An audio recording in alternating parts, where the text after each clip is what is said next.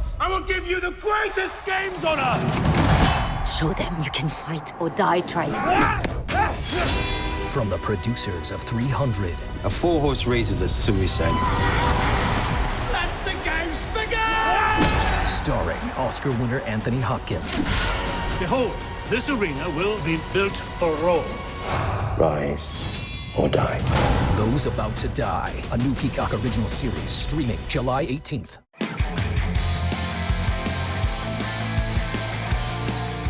There will always be those naturally occurring events that will stop life in its tracks as the world watches one of its landmasses suffer an incredible and oftentimes unavoidable tragedy. Hi, I'm Chris May, host of This Day in Weather History, a podcast from the Weather Network in Canada. And today's episode is accompanied by a podcast video short, which you can watch either on television in Canada on the Weather Network or online anytime and anywhere you are at theweathernetwork.com/weather history. On January 12th of 2010, a 7.0 magnitude earthquake ravaged Haiti, with an epicenter just west of Port-au-Prince, that's Haiti's capital. It happened this day in weather history. One of the most horrifying facts from this January 12th earthquake story out of Haiti is that by January 24th, that's almost 2 weeks after the initial quake, there had been no fewer than 52 aftershocks measuring 4.5 or greater. In many countries around the world, a 4.5 would be bad enough, but this was the mean average for just the aftershocks in this truly impoverished nation. An estimated 3 million people were affected by the quake. That equates to 1/5 or 20% of the nation's 10.4 million person population at that time. I dare say that accuracy in record keeping was less than accurate, and that is why the ultimate death toll numbers are still just estimates. And even at that, they have a massive gaping range from between about 100 to 160,000. But there are other figures that are pegging it on a different scale, ranging from between 220 and 316,000 people, although these latter figures are a matter of some dispute.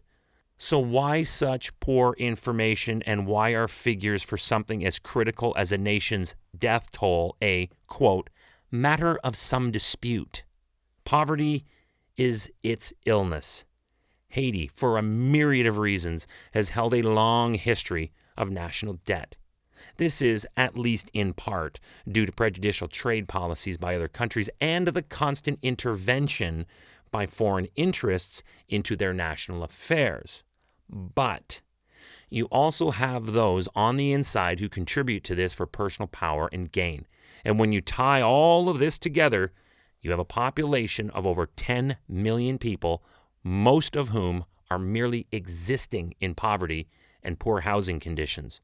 So, when you take that pathetic infrastructure and you level it with a 7.0 magnitude earthquake, you will have the reason behind the increased death toll from this disaster.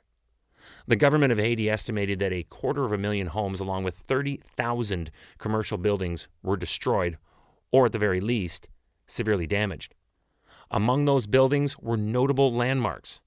Many were significantly damaged or completely destroyed. These included the Haitian Presidential Palace, the National Assembly Building, and the historic and beautiful Port-au-Prince Cathedral. Also among the rubble was the headquarters of the United Nations Stabilization Mission in Haiti. It was located in the capital, and it collapsed, killing many, including the mission's chief, Heidi Anabi. Another reason for the very high body count is the fact that the epicenter was as close as it was to the capital and highly densely populated center of Port-au-Prince. As a result of this earthquake, more than 600,000 people had to leave the demolished Port-au-Prince city to stay with families outside the capital. But that is only part of the tally. The quake displaced over 1.5 million people, and many, if not most of those, were put up in those makeshift camps we all saw on television that sprung up to shelter them. It looked like a refugee war camp, but these are people who were native sons and daughters of this island nation. And even more tragic is that even as of 7 years after that, 55,000 were still living in those camps. Now the cost.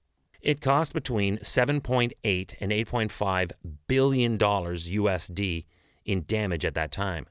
But it was estimated that the costs, as the recovery continued, would cause this total to soar closer to $14 billion over time.